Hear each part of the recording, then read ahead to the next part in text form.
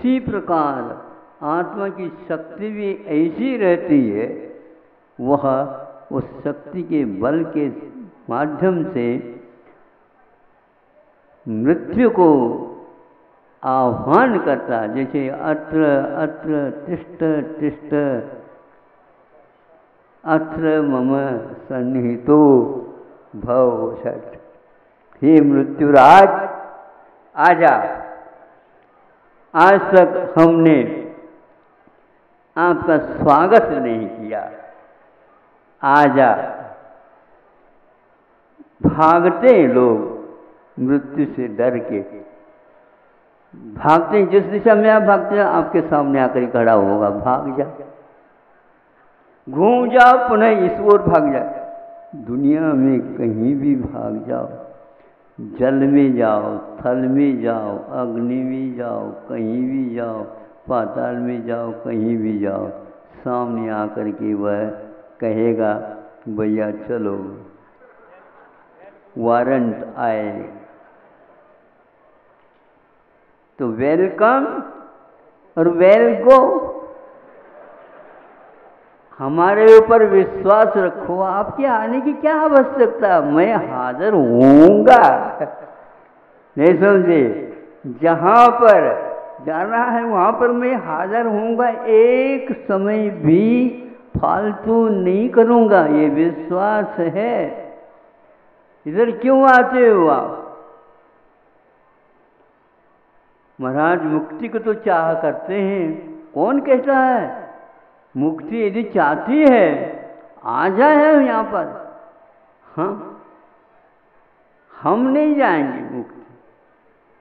मुक्ति जाने की हो बात ही नहीं होती। इसलिए तो कल 3-4 दिन पूर्व में कहा था, मुक्ति की इच्छा नहीं करती, क्योंकि मोक्षुम इच्छा, जो छोड़ने की इच्छा करता, क्या छोड़ना है? शरीर को कायो सरगम करो। यह कायो सर्व करता हूँ, काय के प्रति जो मोह है उसका उत्सर्ग करता है, विसर्जन कर देता है। अब सृजन की बात नहीं और उसके योग्य सामग्री की भी बात नहीं है। 1 महीने तक यदि प्राण नहीं निकले तो नहीं निकले, लेकिन कब निकलेंगे उसको तो मैं देखूंगा अवश्य।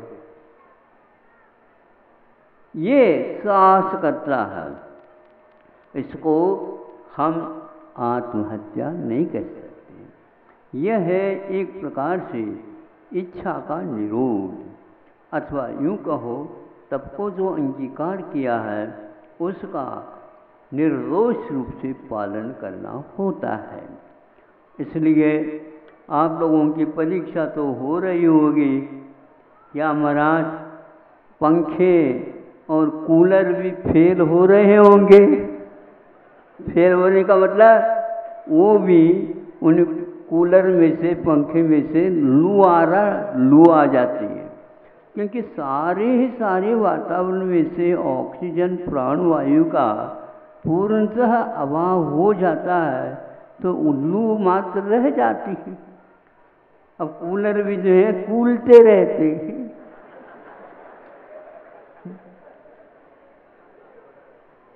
अरे भैया गरम गरम ही आ रहे, जो है वातावरण में वो ही आएगा, लेकिन इसके लिए बंद तो कर दो। नहीं नहीं, थोड़े बहुत तो आ ही जाए। क्या थोड़ी बहुत? ये तो देखो कर्म का कैसा हमें अनुभव करने का, अथवा उसको अनुभव करते हुए व्यक्ति का हम साक्षात आंखों से देख सकते हैं। अपने अपने कर्म का फल भोगे संसार, एक कस टटे सींचता और इकले रहा बहार। सेठ जी को फिर भी बहुत गर्मी लग रही है। आज की गर्मी तो मध्याह्न में तो ठीक है, सुबह की भी अलग ही लग रही है, कहता। आप जो कैसे कह रहे हो आप?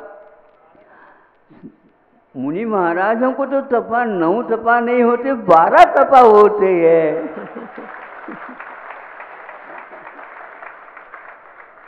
सारे लोग प्रतीक्षा में हैं। बुंदेलखंड तो विशेष प्रतीक्षा करता है कि नौ तपा आना है, नौ तपा आना है। नौ तपा के बाद तो झला के झला, झला के झला।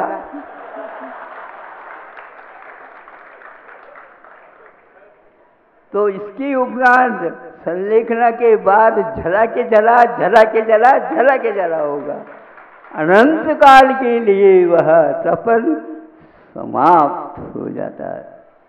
ऐसे सौभाग्य अपने जीवन में जिन्हें प्राप्त होता है वह बिल्कुल सीमित ही भव वाला होता है, और जब तक भवातीत नहीं होगा तब तक वह किसी प्रकार से ये परिचय और उपसर्ग उनके पास जाने को डरते हैं।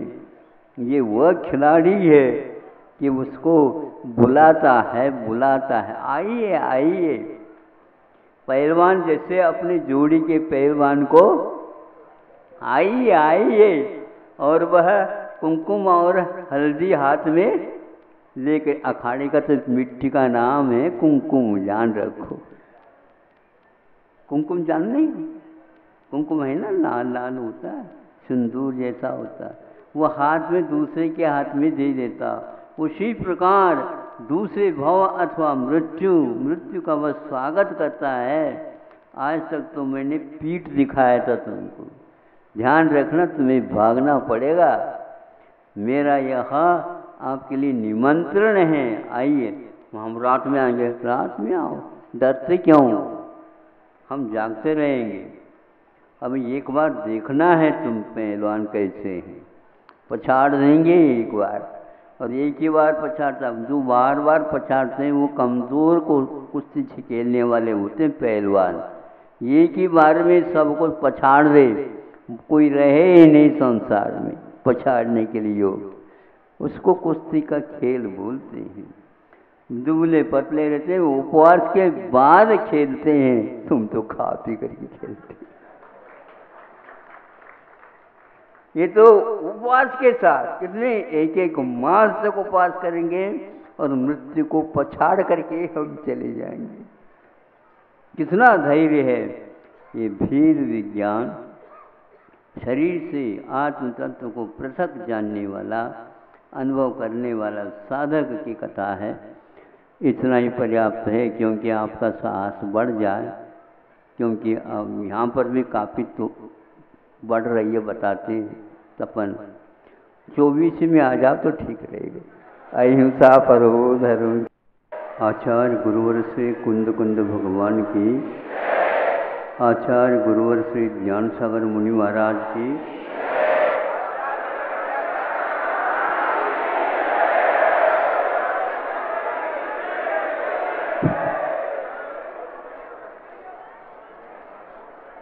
संपर्क सूत्र अभी आपके कानों तक ध्वनि प्रसारित होने में बाधा आ रही थी। संपर्क सूत्र ठीक हो गया। इतने मात्र से मैं प्रसन्न नहीं होऊंगा, क्योंकि आपके कानों में यदि संपर्क सूत्र के बटन नहीं दबता है तो हम बोलते रहेंगे और आप बैठे रहेंगे। सब लोग अपने अपने कानों में मन को, उपयोग को ला कर के खड़े कर दीजिए और कह दीजिए। अब शेष जितने भी इंद्रियां हैं उनको कह दीजिए हमारा कार्यक्रम प्रारंभ हो गया है, आप लोग बाधा उपस्थित न करिए।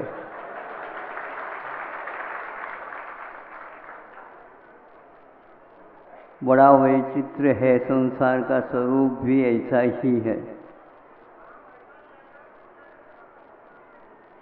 समूह शरण में जाने के उपरांत भी सभी को सम्यक दर्शन प्राप्त हो, इसका कोई नियम नहीं है। दूसरा यह भी कहा जाता है कि सारे सम्यक दृष्टि ही वहाँ पर समूह शरण में रहते हैं कि इस अपेक्षा से सब लोग बाहर से तो मन बना करके ही आए हैं, किंतु सबके उद्देश्य भिन्न भिन्न हुआ करते। हाँ, समूह शरण में आकर के बैठ जाना, सुनने के लिए भी बहुत उत्सुकता दिखाना आदि सब कुछ हो गए, लेकिन भीतर से क्या क्या उद्देश्य रहता है ये तो आप लोग अपने मन को ही पूछ लो, हम नहीं पूछ सकते। आप पूछ लो तो इसका अर्थ ये हो गया सभी लोग समूह शरण में जाने के उपरांत भी जो उद्देश्य होना चाहिए वो नहीं कर पाते, और ज़बरदस्ती वहाँ का वातावरण आपको कर भी नहीं कर सकता। वातावरण इसलिए ज़बरदस्ती नहीं कर सकता कि वह वातावरण के अनुसार नहीं किंतु भीतरी वातावरण के अनुसार ही कार्य संपन्न होता। असंख्यात देवी देवता जहाँ पर आते हों और उनके मन में एक ही मात्र उद्देश्य हो संभव नहीं, फिर भी तारतम्य बना हुआ रहता है। उसके फलस्वरूप वहाँ पर हमेशा हमेशा एक प्रकार की शांति बनाई रखी रहती है, अथवा यूँ कहना चाहिए अपने आप यह बाहरी वातावरण शांत हो जाता है। किंतु भीतरी वातावरण भी शांत हो ऐसा नियम नहीं है, ऐसी कोई शक्ति नहीं है जिस शक्ति के द्वारा सब लोगों के मन एक से बने रहे, ऐसा हम नहीं कह सकते। इस प्रकार के वातावरण में जब हम रहते हैं वह एक प्रकार से निमित्त का एक प्रभाव तो रहता है।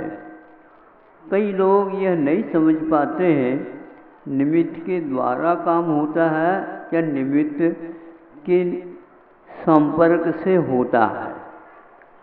कहने में यही आता है कि निमित्त बहुत बड़ा संपर्क रहता है और अपने आप काम हो जाता है। ये एक बहुमान के दृष्टि से हम समझ सकते हैं। निमित्त के माध्यम से ऐसा वातावरण लगभग तैयार तो होता है, लेकिन भीतरी वातावरण के लिए उतना वह पर्याप्त नहीं होता। बाहरी वातावरण में और भीतरी वातावरण में बहुत बड़ा अंतर रहता है। तो जैसे कि सब लोग भोजन के लिए बैठे थे और अच्छे अच्छे व्यंजन परोसना था और वह परोस रहे हैं और वह देखने लगे अब कैसे परोसे हम। क्यों? सब लोगों को कहा था विशेष व्यंजन बनेंगे, बनाए तो था, लेकिन संपर्क की बात मैं आपके सामने कह रहा हूँ ताकि आप लोग समझ सको कि संपर्क कहाँ तक अपना काम करता है। अब क्या है कि थाली में कुछ व्यंजन बनाए गए थे और चम्मच के माध्यम से या और किसी भी साधन के माध्यम से उनको निकाल करके देना था और वो दे नहीं पाए। सब लोग देखते रह गए और वह भी देखता ही रह गया। क्यों, क्या बात हो गई भैया? तो क्या कहे, हमारे भूल होने से ऐसा होता है। क्या भूल हो गए? अब क्या बताए हैं, हमने बर्फी तो इसमें डाल दी लेकिन वह निकल नहीं पा रही है। क्यों नहीं निकल पा रहे हैं बताओ?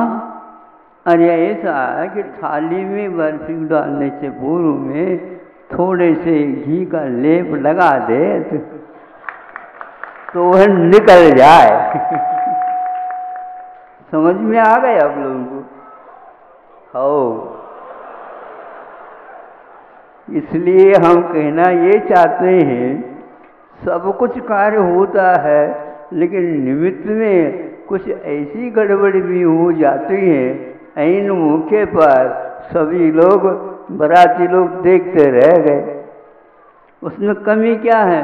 असावधानी। कितने व्यक्तियों की, खाने वालों की, क्या परोसने वालों की। लेकिन हम ये कहेंगे परोसने वालों की एक निमित्त था, जबरदस्त बारात का भीतरी कर्म का उदय था, वह इस ढंग से मिलना नहीं चाहिए था। कैसे करेंगे बताओ? वो इस प्रकार चपक गया, निकले नहीं। ऐसे ही आप लोग अपने धन को भी एकत्रित करते हो, ऐसा चिपक जाए और ऐन मौके पर वह बाहर न आए।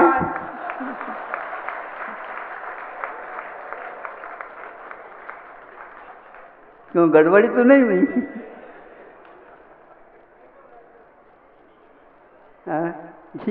घी लगाना चाहिए ताकि जल्दी जल्दी निकल जाए। फिर तो दूसरे देते रहेंगे और आप भी देखते रहेंगे।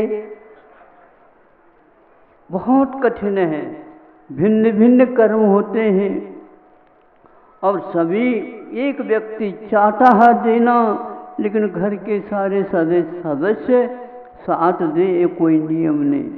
कभी कभी सभी लोग देना चाहते हैं, ये किंतु एक व्यक्ति कहता नहीं, नहीं है तो नहीं, ध्यान रखना। हाँ, आगे से ध्यान रखना। हाँ, बीच में बोला करो। हम देना जानते हैं, जब कब देना है सब जानते हैं। कब देना है बताओ? अभी नहीं बता देते, हम बाद में बता देते हैं। अभी तो इनकम टैक्स ऑफिसर को देना है।